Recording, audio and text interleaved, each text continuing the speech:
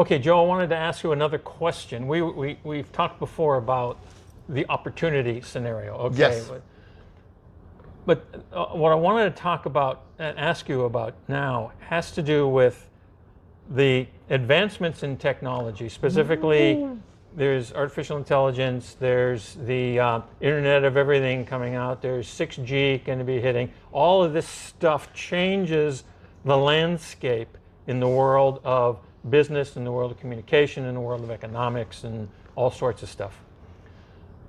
But you and I have talked about the fact that there's a gap, isn't there? There's something missing in all of that. Well, it augments things. It doesn't replace certain things. There's a lot of things you can do with it, but actually creating a strategic direction, AI can help guide you there, but it can't make the decision. Why not? Well, that's not what it does. It's a resource, not it's not a replacement for your thinking. For your thinking. Yes, for your thinking, for your emotions, for how you feel, for what you're doing. We're humans. Yeah.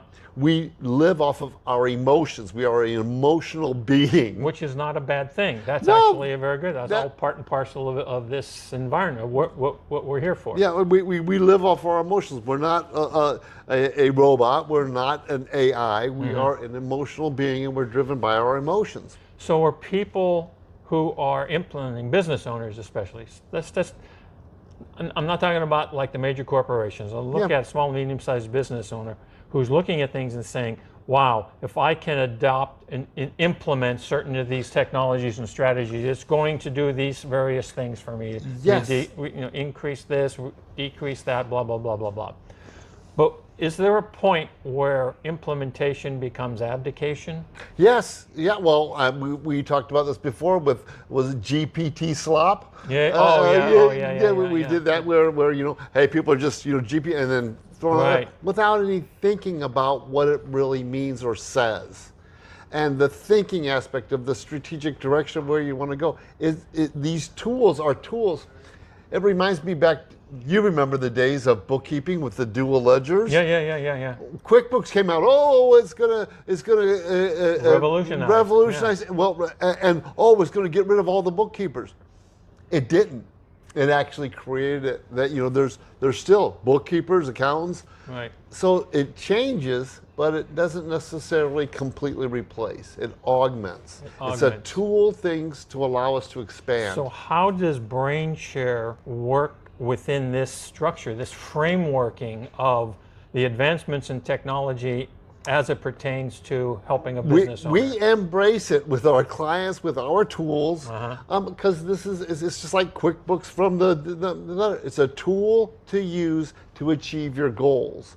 So we need to embrace them and utilize them and not abdicate to them. So a lot of business owners seem to be thinking that if they bring in this technology, if I just implement the best AI model, which changes every few months, I'm going to be able to, I won't have to do other things. But what I'm hearing you say is that it's perfectly fine and smart to implement a technology to accomplish an objective, but you can't forget that people do business with people. Yep. People buy from people. People buy from people.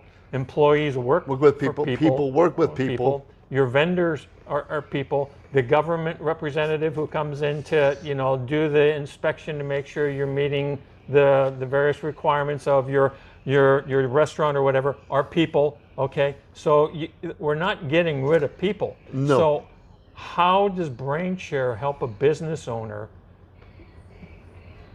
handle navigate that gap? Yeah. And we utilize our different tools.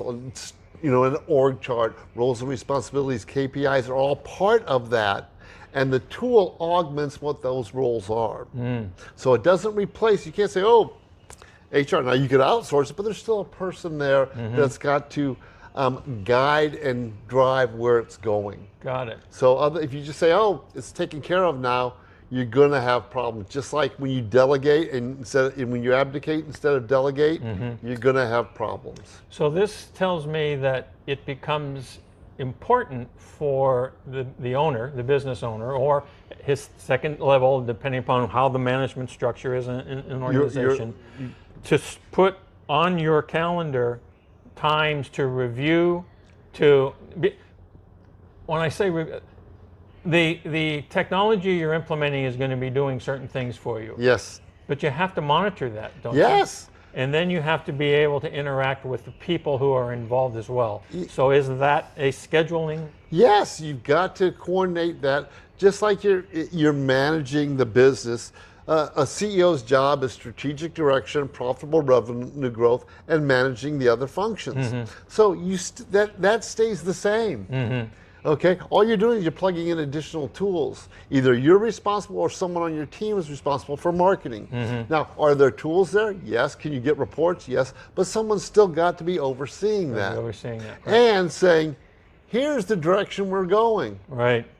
And there's lots of variables. I was with a client this morning that we're talking about these shootings. Hey, guess, that's well, you know what? One of the services they offer is active shooter training. What happens? How do you do it? Wow. Guess what? That's an opportunity. I don't like it. It's not, right. But that's happening. What do we do to contribute to the betterment of the universe by preparing for that? Got it. Another way of saying that is, I think, is recognizing what is going on in the environment in which you're located. Yes. So that you can then propose and prepare and present solutions that will help the people Yes. who are living in that environment. Yes. Okay. And we know these new technologies are going to change things. And if you're seeing it coming down the road, prepare for it. Yeah. I mean, it's like you see a train coming at you, you don't just stand there, you get out of the way. Right.